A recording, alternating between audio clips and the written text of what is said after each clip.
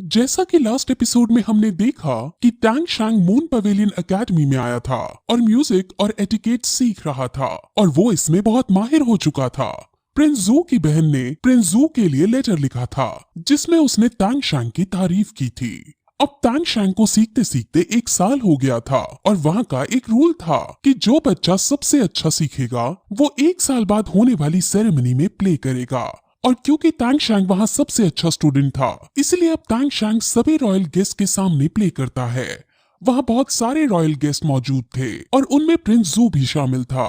Tang शैंग बहुत अच्छे से इंस्ट्रूमेंट बजाता है और उसकी परफॉर्मेंस को देखकर सब हक्के बक्के रह जाते हैं। काम कर रहे लोग उसके गाने में इतने मदहोश हो जाते हैं कि वो अपना काम भी भूल जाते हैं और बाकी जो ऑडियंस उसे सुनती है वो सब अपने बच्चों को टैंग शैंग के जैसा बनाने की सोचने लगते हैं।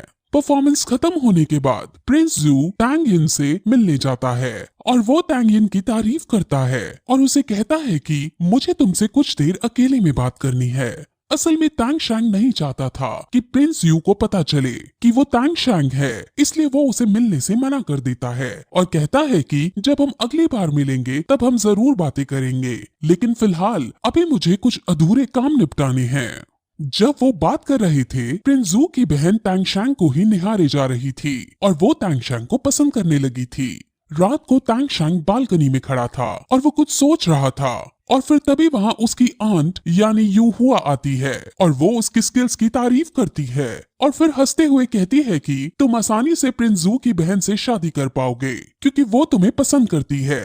टैंग शैंग उन्हें समझाता है कि वो उसके बारे में ऐसा बिल्कुल नहीं सोचता, जिस पर जब आंट पूछती है कि क्या कोई और तुम्हारी गर्लफ्रेंड है, ये क्वेश्चन सुनकर टैंग शैंग को जीवू की याद आ जाती है और वो उदास हो जाता है। यू हुआ समझ जाती है और उसको सांत्वना देते हुए कहती है कि ये प्यार होती ही ऐसी चीज है। एक समय ऐसा था जब मैंने भी प्यार किया था और प्यार के लिए हर चीज लुटा दी थी, लेकिन अंत में मुझे सिर्फ निराशा मिली। अब उसका 1 साल पूरा हो गया था, इसीलिए वो ट्रेनिंग खत्म करके अपने पापा के पास वापस जाता है और वो अपने पापा को देखकर खुश हो रहा होता है, लेकिन तभी वो देखता है कि उसके पापा का एक हाथ और एक पैर कटा हुआ है। वो ये देखकर गुस्से में आ जाता है, लेकिन उसके पापा उसे शांत कराते हैं और कहते हैं कि तुमने क्या वहाँ गुस्से को शांत करना नहीं सीखा। वो उसे कहते हैं कि मैंने खुद ही अपना एक हाथ और एक पैर काट दिया था और इसको काटने के बाद ही मेरी इंटरनल इंजरीज थोड़ी बहुत सही हुई हैं। वो टैंग शैंग को देखते हैं और समझ जाते हैं कि अब समय आ गया है कि टैंग शैंग को उसकी मॉम और उसके डैड के बारे में बताया जाए। वो अब अपनी शुरू से स्टोरी बताते हैं और कहते हैं कि जब मैं तुम्हारी एज का था तब मैं और मेरा भाई अपने टैलेंट और हार्ड ट्रेनिंग की वजह से जल्दी जल्दी कल्टीवेट कर पा रहे थे। हमारे टैलेंट को देखकर लोग हम दोनों को डबल स्टार ऑफ हाउतियान कहने लग गए। मेरे भाई और मेरे बीच बहुत प्यार था और हम दोनों हमेशा साथ में ही प्रैक्टिस किया करते। एक बार हमारे पिताजी ने हम दोनों को 1 साल के लिए बाहर ट्रेनिंग करने के लिए भेजा और हम दोनों अलग अलग शहरों में गए और वहाँ हमने कईयों की मदद की और कईयों से ज्ञान प्राप्त किया। और फिर एक दिन ऐसे ही चलते चलते हम एक गाँव में पहुँचे। उस गांव में जाने के बाद हमें बहुत सम्मान मिला, लेकिन जब वहाँ समारोह हो रहा था तब वहाँ एक बड़ा सा राक्षस उनके सामने आ गया और वो गांव के एक बच्चे को उठाकर अपने साथ ले गया। मैं और मेरा भाई उस राक्षस के पीछे भागे और हमने उससे काफी लड़ाई की। लंबे स्ट्रगल के बाद हम दोनों भाइयों ने मिलकर उस राक्षस को मार गिराया और बच्चे को वापस गाँव ले आए।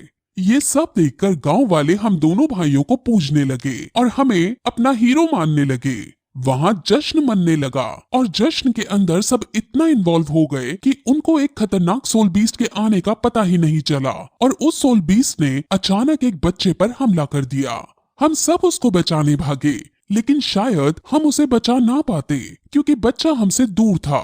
लेकिन तभी वहाँ पर यिन आ जाती है और वो सोल बीस्ट को मारकर बच्चे को बचा लेती है। यिन को देखते ही मुझे उससे प्यार हो गया और हमने यिन से बातचीत की और फिर हम तीनों का एक ग्रुप बन गया और अब हम तीनों ने साथ में प्रैक्टिस करनी शुरू कर दी।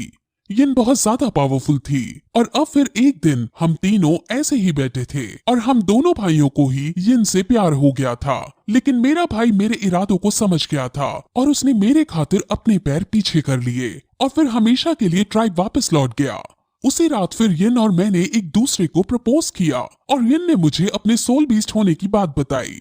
अब ये मेरे लिए बहुत शॉकिंग था, लेकिन मेरे प्यार ने सारी हदें पार कर रखी थी, जिस वजह से मैंने उसके सोल बीस्ट होने के बावजूद उससे शादी रचने का डिसाइड किया। और फिर कुछ समय बाद तुम पैदा हुए।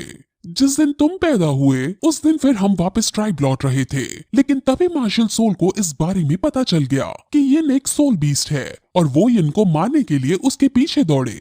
मैंने उसे बचाने की बहुत कोशिश की, लेकिन यिन ने मुझे अपनी ब्लू सिल्वर प्लांट से बांध दिया और खुद को ये कहकर सैक्रिफाइस कर दिया कि आप तांगशांग की रक्षा करना।